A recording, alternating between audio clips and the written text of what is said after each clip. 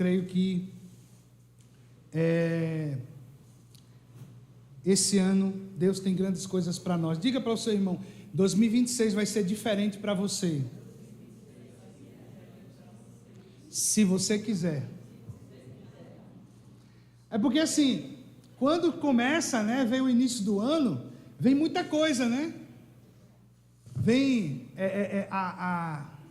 eu acho engraçado e interessante, né?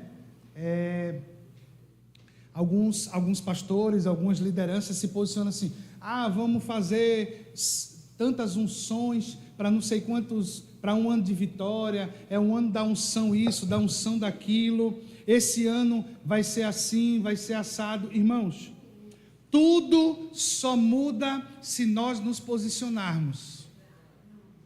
Não há mudança, não há transformação, não há nada, não acontece nada se não houver um posicionamento nosso.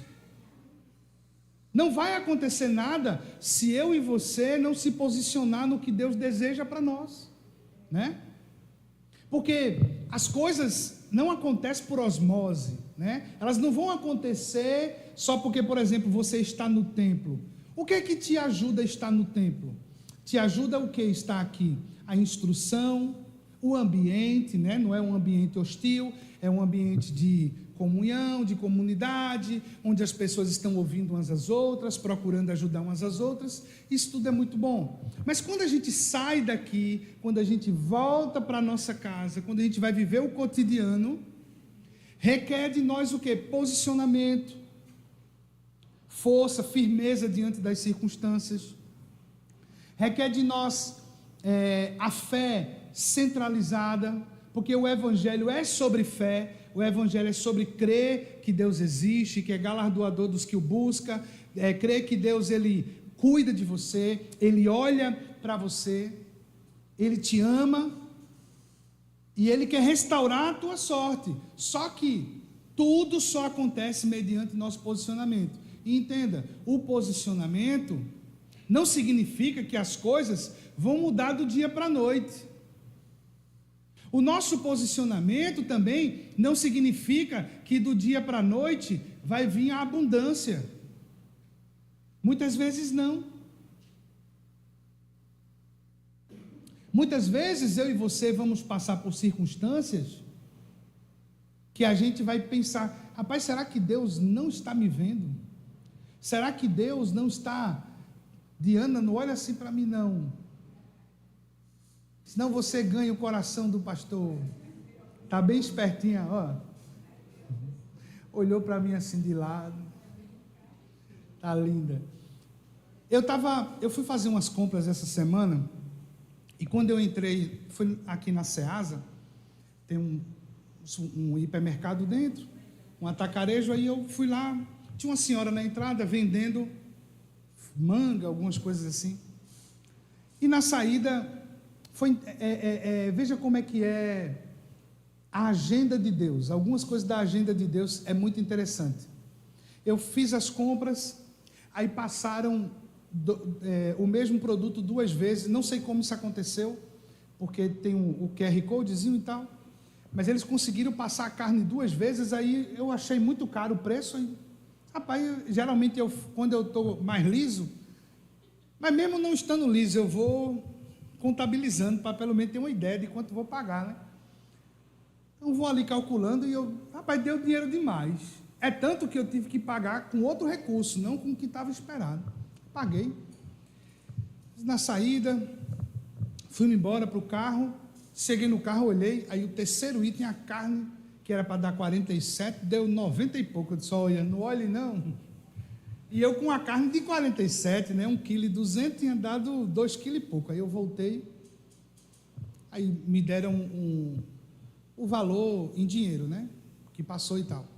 Quando eu volto, aquela senhora está lá vendendo as mangas e tal. Eu antes nem ia comprar, mas eu olhei assim, um cheiro, manga espada é muito cheirosa, né? Eu disse: rapaz, quanto é, moça? A mulher, R$5 o quilo. Eu disse: eu quero. Aí comecei ali a olhar, peguei siriguela também. Mas o que eu quero dizer para vocês é que aí a gente, ali no final, ela olhou para mim e disse: tá aqui, príncipe, tome seu troco e tal. Eu disse, obrigado, Deus abençoe o seu dia. Não, Deus te abençoe. Muito obrigado. Aí ela entendeu, pelo nosso linguajar, que ela estava entre irmãos. Aí sabe o que ela fez? Ela disse, vem aqui, irmão. E pega e bota mais manga dentro do meu saco. E aquilo me levou a uma reflexão interessante, que às vezes nós estamos passando por algumas certas dificuldades, alguns apertos, ou alguns processos com Deus, e me fez lembrar de quando o profeta foi se esconder na caverna, porque ele achava que só ele se mantinha fiel, só ele estava passando por aquela dificuldade, e os outros tinham esquecido de Deus, enquanto o Senhor fala que ainda tinha mais 7.000 que não tinham se dobrado diante dos falsos deuses. Então, existe algo que nós não somos o centro do universo. Nós não somos o centro do mundo. Deus está trabalhando por todas as pessoas. A palavra diz que os seus olhos estão por toda parte, ele está atento, bons e maus, os olhos do Senhor estão sobre os bons e sobre os maus, justos e injustos. Só que qual é o nosso problema com Deus? Vamos interagir. Qual o teu maior problema com Deus diante das tuas circunstâncias? Alguém pode falar? Ser sincero. Qual o teu maior problema com Deus diante da circunstância? Você tem problema de perdoar? Certo.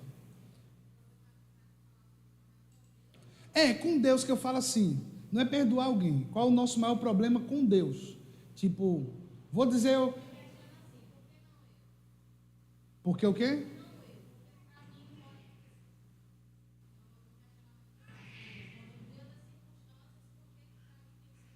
Sim, porque para você tem que ser difícil. E para os outros parece mais fácil, né? Para quem não gosta de trabalhar, parece que tem...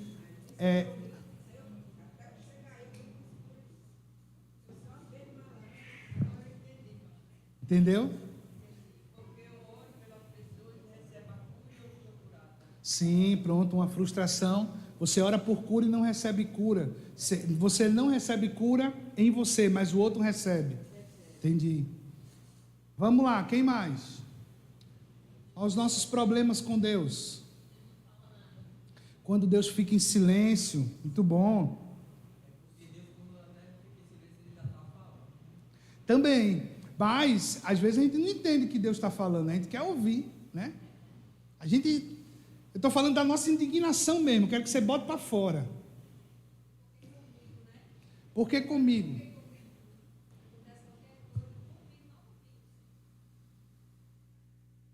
O que mais?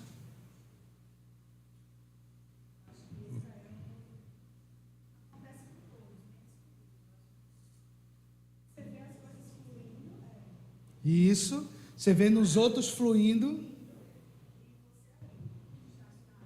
Isso. Parece que as coisas do ímpio andam mais rápido que a minha, né?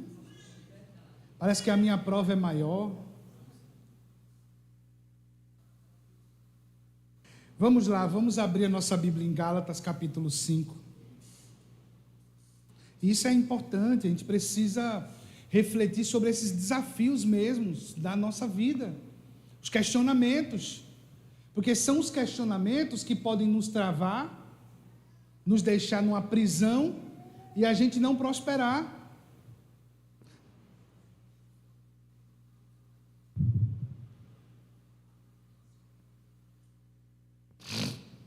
Gálatas capítulo 5.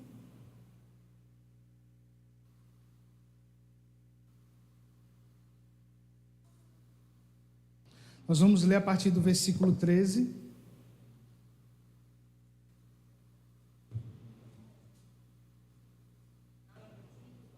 Gálatas 5, a partir do versículo 13.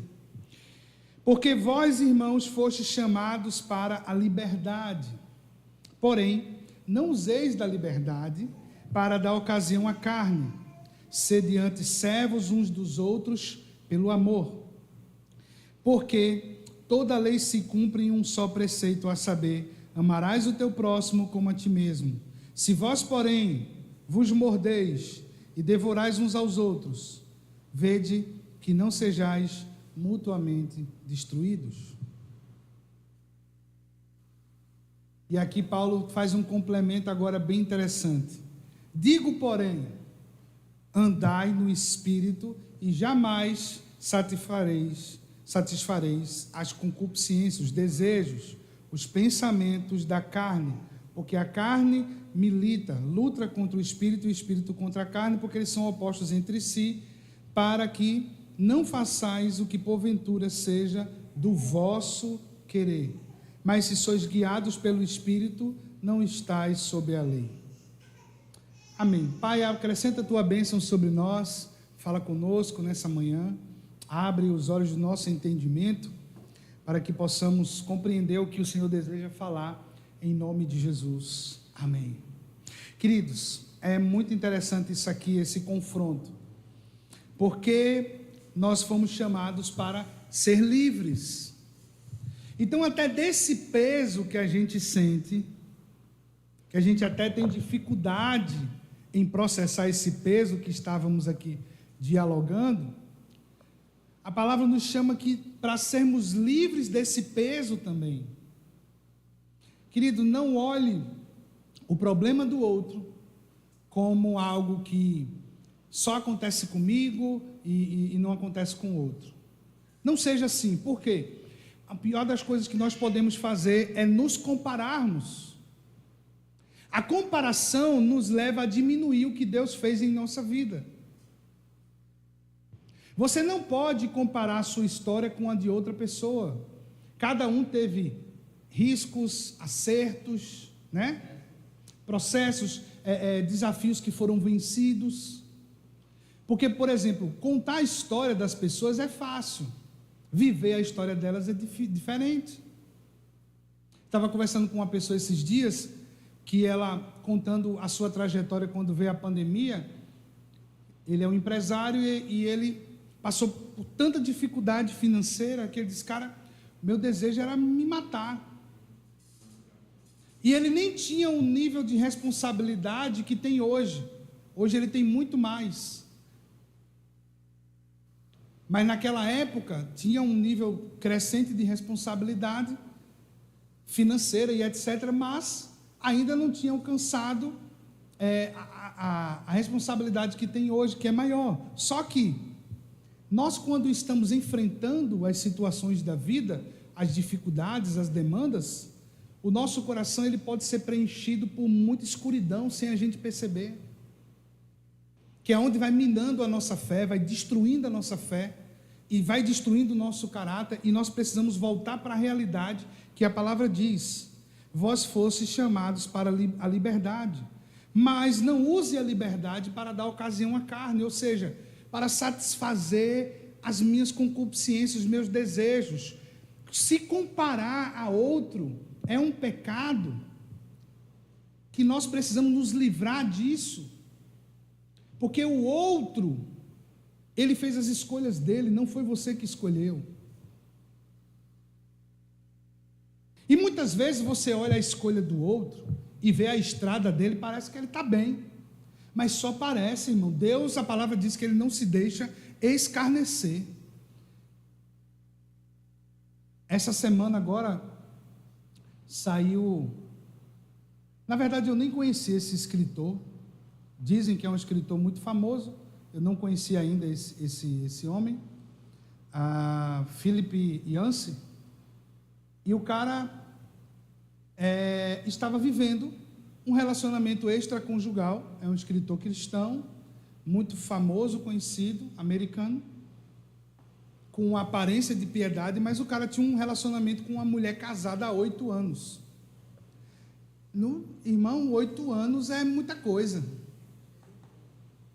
Se aconteceu dele confessar, né, esse pecado agora, é porque pegaram alguma coisa, entendeu? Ou ele não aguentou, enfim.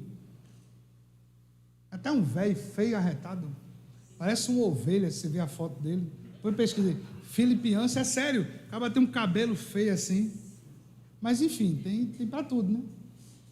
Acaba já velho, rapaz. Vivendo um amor real, né? O cara vivendo um relacionamento extraconjugal. Mas isso vem para que a gente olhe essa questão, quando a gente se compara, às vezes a pessoa poderia olhar esse homem palestrando, né? Ele era um palestrante e tal, escritor de livros, e dizer assim, acho que o livro dele mais famoso é Maravilhosa Graça, um livro muito vendido, o cara teve milhões de cópias vendidas. E não significa que a mensagem que ele pregou está errada, não, a mensagem é verdadeira. O problema sempre está no mensageiro. A mensagem de Cristo é verdadeira, mas o mensageiro ali, ele pode errar, ele pode cair, e isso tem que gerar no nosso coração que é um santo temor, dizer, meu Deus, me ajude para que eu não use a liberdade para dar ocasião à carne. Como assim? Pode ser que nesse ano você seja confrontado para dizer, rapaz, está todo mundo fazendo, eu vou fazer também. Se está todo mundo sonegando, eu vou sonegar também. Se está todo mundo errando, eu vou errar também. Se está todo mundo fazendo um conchavo, eu vou fazer também. É um ano político, um ano onde muita gente se vende por 4 anos e reclama 4 anos, mas sofre 10, 15. Não só sofre 4 anos. Entendeu? Nós temos uma geração, a gente tem um projeto para a gente colocar no ano que vem, se Deus quiser, em execução aqui na igreja, voltado para reforço escolar. A gente fez uma pesquisa, de uma pesquisa que Pamela fez. Minha gente, o atraso escolar dos adolescentes é algo gritante. E a pior coisa que existe é que a nossa venda de voto nossa, estou dizendo como um todo, como sociedade, né? Nós temos jovens se formando no 9º ano, que é o último ano do ensino fundamental, sem saber ler e escrever. Como é que pode? Eu, quando repeti a alfabetização, porque não aprendi a ler, eu fiquei invocado e eu até hoje leio a bula de remédio, eu leio atrás do shampoo, onde tiver eu leio. Mas porque a minha geração não tinha esse negócio, né? A gente não podia reprovar. Se fosse reprovar, era pau, apanhava muito. A de hoje, um bichinho, ele já passa devendo, como é que, como é que chama? Se você reprovou naquela matéria, vai para o ano que vem aprovar, dependência. O cara já vai devendo, né? Porque ele já está devendo do ano passado, aí já entra na dependência para finalizar o do ano passado, fora o desse ano. Então, é o que eu falo assim, esse ano nós precisamos ter bastante atenção nas coisas que a gente vai escolher. Por isso que eu falei, esse ano vai ser diferente para você. Depende de você. Depende de nós. Eu posso ficar comendo pipoca, assistindo Quilos Mortais e falando dos outros. Como é que chegou aí a 200 quilos? Mas eu posso chegar aos 200 quilos também, se eu ficar sem fazer nada. Ficar só comendo. Sem me exercitar, sem procurar uma mudança. E isso é dar ocasião à carne por meio da liberdade. Você é livre em Cristo, e essa liberdade em Cristo é para nos fazer uma pessoa melhor. A liberdade que nós temos em Cristo não é para que a gente dê ocasião à carne, mas para ser transformado em algo que a gente não imaginava que podia ser antes. Como? Perdoar quem nos persegue. Perdoar alguém que fala mal da gente só porque o brilho de Cristo em nossa vida deixa incandescente no olho do outro. Você já deve ter cruzado com pessoas assim, que o brilho de Cristo em sua vida incomoda os olhos dela. Mas, o que nós devemos fazer diante disso? A resposta está aqui, no versículo 14, porque toda lei se cumpre em um só preceito, a saber, amarás o teu próximo como a ti mesmo. Se alguém diz, eu não gosto de você, e você diz, por quê? Não, porque não gosto. Deus te abençoe. Como dizia meu pai, é um tapa sem mão. É um Deus te abençoe de um crente. Porque o cara está ali falando mal de você, né? Eu não gosto de você, por quê? Não, porque eu não fui com sua cara. Você não fez nada. você não falou mal da pessoa, você até ora por essa pessoa, é uma pessoa até boa com ela, e aqui nós precisamos lembrar disso, né?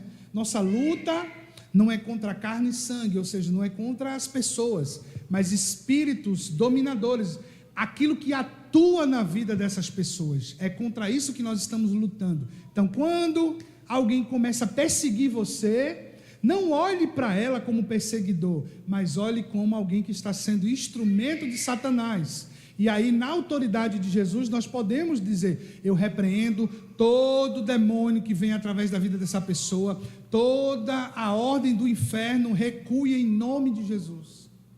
Mas sabe qual é o nosso maior erro? Nós preferimos dar lugar à carne, se juntar com o outro e dizer: vive me perseguindo aí, fiz nada com essa pessoa, mas vive me perseguindo. Aqui no trabalho só a misericórdia. E você, com a autoridade de Jesus, um crente, podendo ser luz no meio das trevas, às vezes nos comportamos como carnais. E isso é uma luta também nossa, por quê?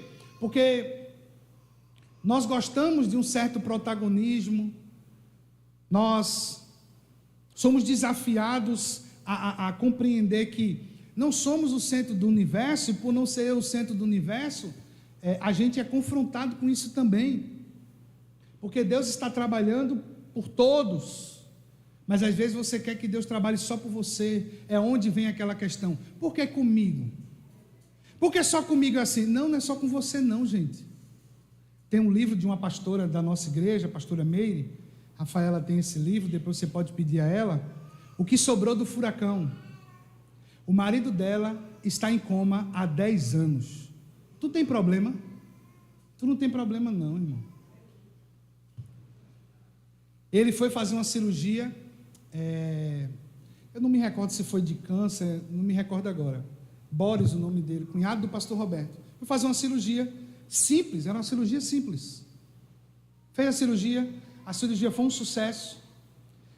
Na troca de plantão, ele teve uma parada cardíaca e não perceberam. O cara está em coma até hoje. 10 anos em casa, em coma. E ela vivendo no meio desse furacão. Para alguém poder chegar, ela superou muitas coisas, já teve netos que infelizmente ele não, os netos vão lá, né? A casa dela não é uma UTI. Imagine, esse cara pegou Covid e sobreviveu em coma. Ele pegou Covid em coma. E eu te pergunto: tu tem problema? Por que é só contigo? Vocês estão entendendo, gente? A minha provocação para nós hoje é que a gente reclama demais. A gente a gente se compara muito. Ao invés da gente se comparar e dizer assim: eu era para estar no inferno e Jesus passou o seu sangue sobre minha vida. Eu era para estar morto por causa do pecado, mas Jesus me resgatou do lamaçal do pecado. Eu estava ontem perdido, pensando nas coisas desse mundo, e Ele foi lá e me visitou, me chamou, me buscou. Você pode não ter tudo que você quer, mas você tem tudo que você precisa. E isto também é graça de Deus. Para aprendermos, irmão, a viver o dia a dia. Sabe por quê? Porque tem pessoas que não sabem ter muito ou ter pouco. Tem pessoas hoje que, se Deus tirar tudo dela, acaba essa pessoa. Quando eu falo tirar tudo, é tudo aquilo que lhe faz feliz. Porque nós que estamos passando por um processo de prensa em Cristo Jesus, nós estamos aprendendo a depender totalmente do Senhor. E mesmo que, se acontecer qualquer catástrofe nesse mundo, só sobra a dependência em Deus, você não vai morrer, você não vai desistir, porque a sua estrada já foi construída na dependência de Deus. Nós estamos vivendo isso dia após dia, a dependência total de Deus. A dependência total, não dá lugar à carne. Irmãos, é muito fácil dar lugar à carne. Sabe por quê, Mateus? Porque está todo mundo vivendo. Sabe, tem coisa assim que é tão ridícula, né, que as pessoas fazem no dia a dia, mas como muita gente está fazendo, o pessoal olha assim, parece que é legal. Lembra quando Ronaldinho fez aquele cabelo feioso dele?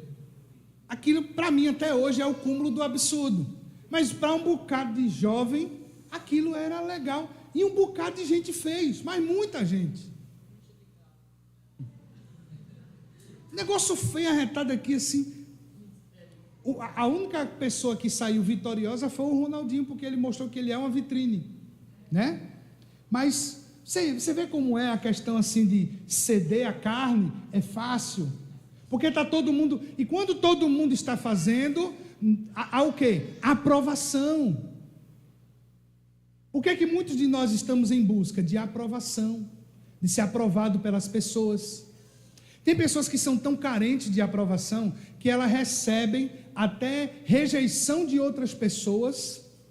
Eu vejo às vezes, conheço um cara que ele é um cara rico financeiramente, tem uma boa posição, mas ele não sabe se comportar como tal, e ele é carente de atenção de algumas figuras de autoridade.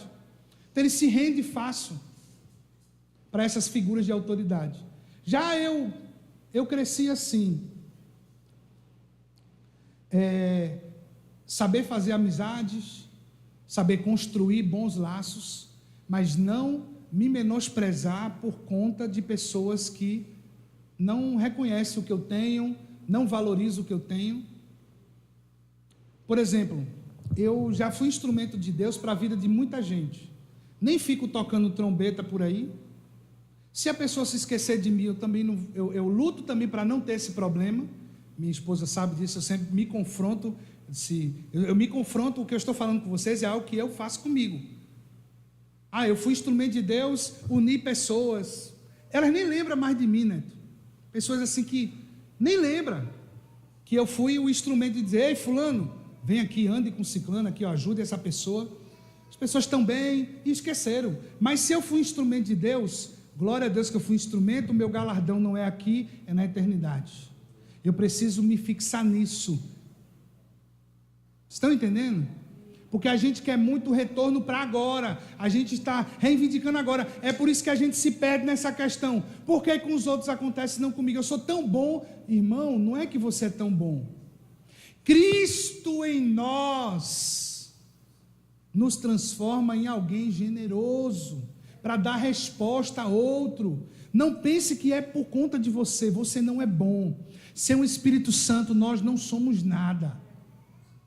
Tira o Espírito Santo de nós para você ver se não cai o esqueleto do pecado, do que a gente poderia fazer, do que a gente pensa, das coisas que nós tramamos na nossa mente. Se não fosse o Espírito de Deus, a gente não era freado, a gente não era puxado. Quantas coisas ruins emanam do nosso coração, mas se não fosse essa graça maravilhosa para tirar isso de você. Quando eu era jovem, ainda sou, né? Mas eu falo assim, na idade de Mateus. Mateus tem 15, 16. Olha, cara de 15 com 21 anos. Quando eu tinha, muito antes da idade dele, assim por 17, 18, eu passei muitos anos preso na pornografia. Fui viciado em pornografia. Irmãos, tinha um momento que eu dizia assim, rapaz, eu acho que eu nunca vou conseguir me ver livre disso. Porque entrou no cotidiano, entrava e vivia naquela luta, né? Se santificar, cair, levantar. E às vezes eu dizia, será que um dia eu vou ser livre disso? Ficava me comparando. E hoje, quando você vive essa realidade da libertação, daquilo não fazer mais, não brilhar os seus olhos, não puxar mais você lembra, eu lembro até sem peso. Por quê? Porque não é algo que faz da minha realidade, não faz mais parte de mim. Estão entendendo? É por isso que nós conseguimos amar o nosso próximo como a si mesmo, porque antes você ficava, isso aí nem ligava para mim, vou fazer, mas, entendeu? Vou fazer por você, mas não era nem para eu fazer. Mas quando você é transformado, você faz, alguém vem te lembrar, que é o instrumento de Satanás. Tu lembra que vivia te perseguindo aí, não sei o que, mas Deus mudou a história. Deus mudou a minha história e as coisas estão sendo colocadas no lugar na minha vida e na vida do outro também. Então, o desafio diante desse mundo tenebroso que nós estamos é andar no Espírito, andar na vontade de Deus. Como a Rafaela lembrou aqui, a gente estava conversando sobre isso, né? Que geralmente a nossa oração é assim: Senhor, se puder, que o meu sonho se coincida com o seu, que os meus planos sejam iguais aos seus. Mas como que os nossos planos vão ser iguais aos de Deus, se nós nem procuramos saber quais são os planos de Deus para nós? E sabe por que nós não procuramos saber quais são os planos de Deus para nós? Porque nós temos medo de que os planos de Deus frustrem os nossos planos. Aí a gente acha que não orando e perguntando qual é a vontade de Deus, a gente é muito Jonas, né? A gente é muito inocente. Se nós cremos que Deus não poupou seu Filho para nos resgatar do pecado, para nos transformar, nos deu uma nova vida, nós vamos celebrar a ceia hoje por conta disso. Se nós cremos que Deus não poupou seu próprio Filho para cumprir o seu propósito, você acha que se você não orar, perguntando qual é a vontade de Deus, Deus vai deixar de cumprir a vontade dele na sua vida? Não. Agora, sabe qual é o problema disso? Lembra do texto que fala em Apocalipse: eis que estou à porta, se alguém abrir a porta, entrarei em sua casa, cearei com ele, ele comigo. Qual é o problema de não buscar saber qual é a vontade de Deus? É que eu deixo de ter essa ceia com Jesus. Estão entendendo? Eu deixo de ter essa ceia que é estar em paz no cumprimento do propósito. Eu faço porque tem que fazer, sabe? É igual, como é que está, irmão? É muita luta. Só luta. Não é a pessoa dizer assim, irmãos, porque assim, tem tempo que está... Eu aprendi uma frase que... Como é que está, pastor? Com a graça de Deus estamos bem. É isso que está mesmo. Né? Com a graça de Deus nós estamos indo. Nem posso dizer, tenho mais do que mereço, porque eu nem sei o que mereço, e eu não acho que tenho mais.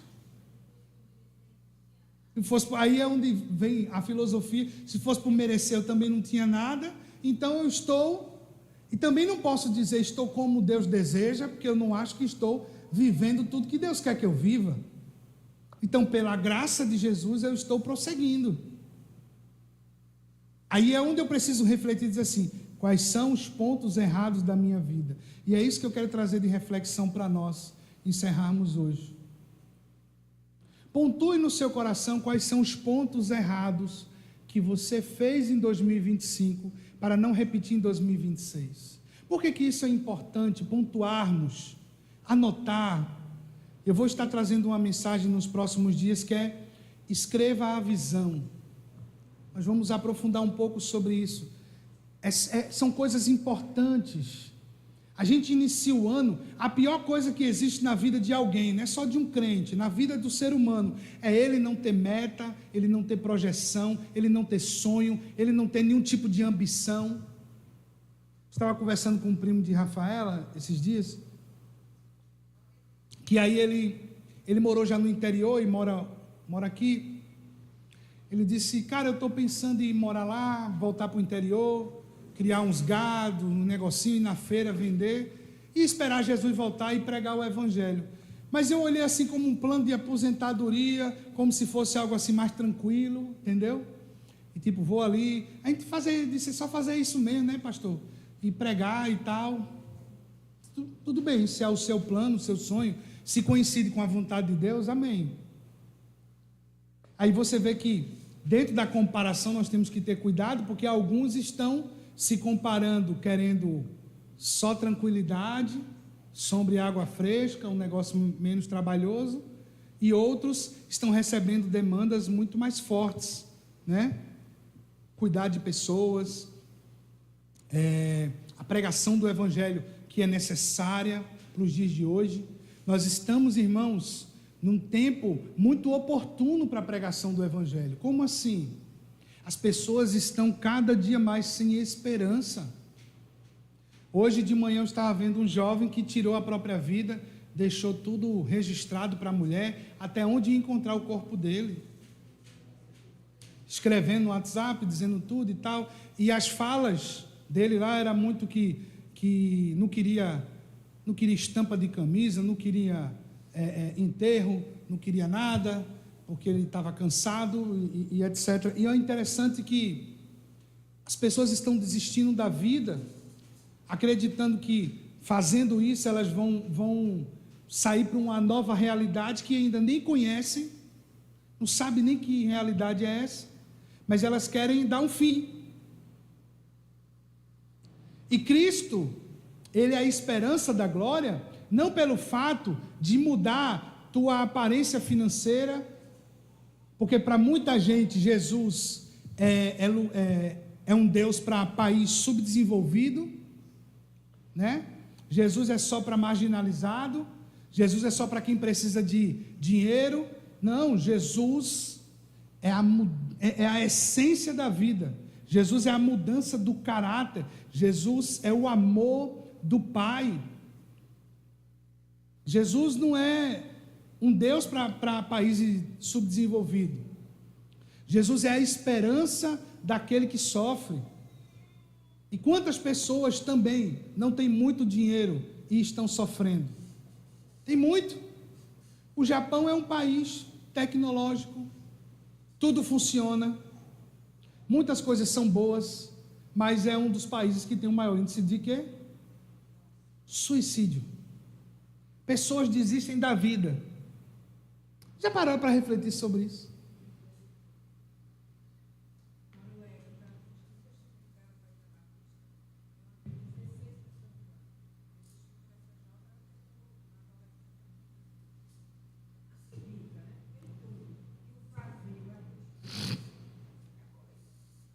Porque Jesus não é sobre a questão de dinheiro.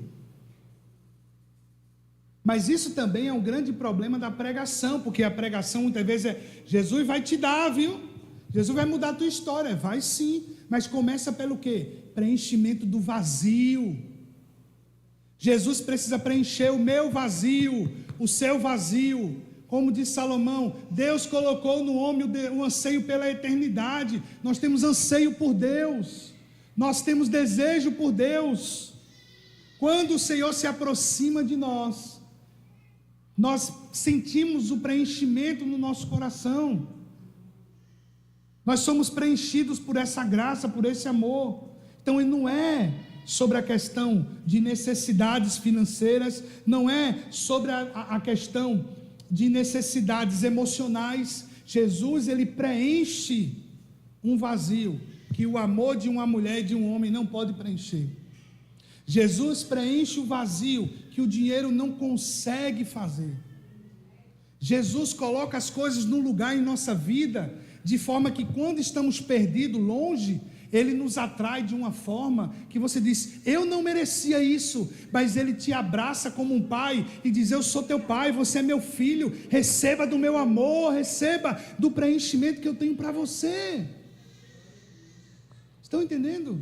É muito mais profundo do que só questões financeiras. Por isso que tanta gente está se perdendo nisso. Por isso que nós vemos, por exemplo, pessoas que não têm mais pudor em relação a como elas conquistam o dinheiro, porque para ela não importa se ela está prejudicando outra pessoa, ela deu ocasião à carne, então para ela não importa, para ela o que importa é só ter, entende? É só possuir. Nós estamos numa era onde precisamos estar posicionados nisso, então reflita sobre isso, leve esse pensamento com você hoje. Quais são os erros que eu cometi em 2025 que eu não posso cometer em 2026? Quais são qual foi o comodismo que eu tive em 2025 que eu não posso ter em 2026? Eu queria que você baixasse sua cabeça nesse momento. e orasse um pouco sobre isso. Pedisse ao Senhor que Ele trouxesse ao seu coração esses pontos que são importantes. Quais foram os erros? Qual foi a falta de posicionamento? Que o Senhor revele ao nosso coração nessa manhã. Que o Senhor fale ao nosso coração o que precisamos. Espírito de Deus, Tu que sonda os nossos corações, que nos conhece por dentro, por fora, o Senhor que habita dentro de nós, traz essa verdade ao nosso coração. Pai, quais são os pontos que nós precisamos mudar?